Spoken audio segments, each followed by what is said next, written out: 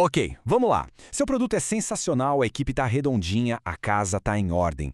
Mas e agora? A verdade é que conquistar o mercado não é mágica, né? Precisa de uma estratégia, um plano de ataque bem claro. E é exatamente esse plano de batalha que a gente vai montar hoje.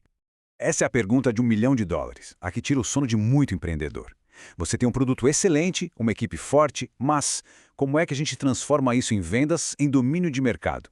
A resposta está na habilidade de vender uma visão, de uma forma que conecte de verdade. Vamos ver como fazer isso passo a passo.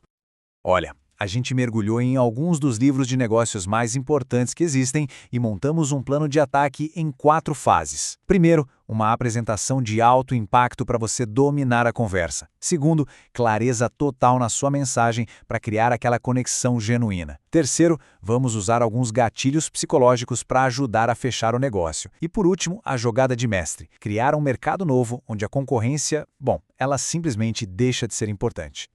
Vamos começar pelo começo, pela fundação de qualquer venda ou negociação.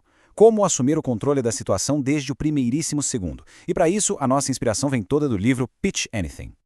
O conceito central aqui é o tal do controle de frame. Pensa nisso como se fosse o campo de batalha psicológico da conversa. A ideia é a seguinte: em vez de chegar numa reunião esperando ser aprovado, o seu objetivo é fazer com que a sua visão de mundo seja a que comanda. É fazer o outro lado jogar no seu campo, reagir a você e não o contrário. Resumindo, quem define as regras do jogo é você. E olha só o contraste. A maioria de nós, por padrão, opera no frame do analista.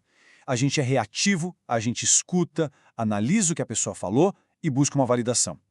Já o frame de poder é o oposto, é proativo. Ele chega, impõe autoridade, lidera a conversa e faz todo mundo se adaptar à visão dele. É, no fundo, a diferença crucial entre ser liderado e ser o líder da conversa. Mas não adianta nada ter o controle da conversa se a mensagem que você passa é confusa ou fraca. Por isso, agora a gente vai juntar essa força do pitch com a empatia na mensagem. E a nossa referência para isso é o livro Story Brand. E essa é a regra de ouro. É o erro que muitas empresas cometem.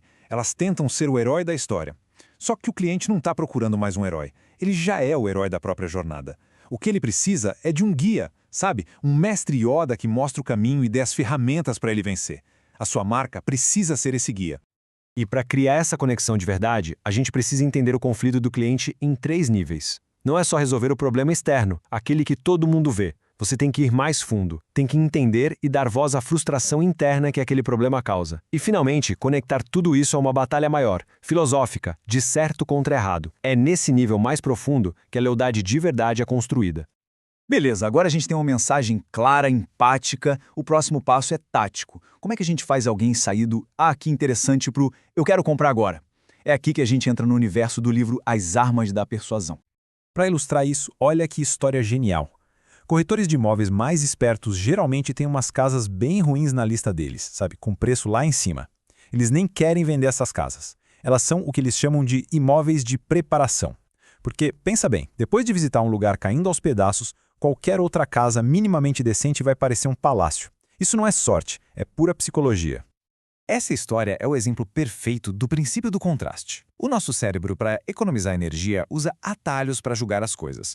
A gente não avalia nada de forma isolada. A nossa percepção de valor, de preço, de qualidade, tudo isso é super influenciado por aquilo que a gente viu um segundo antes. É uma ferramenta poderosíssima para moldar decisões sem que a pessoa nem perceba.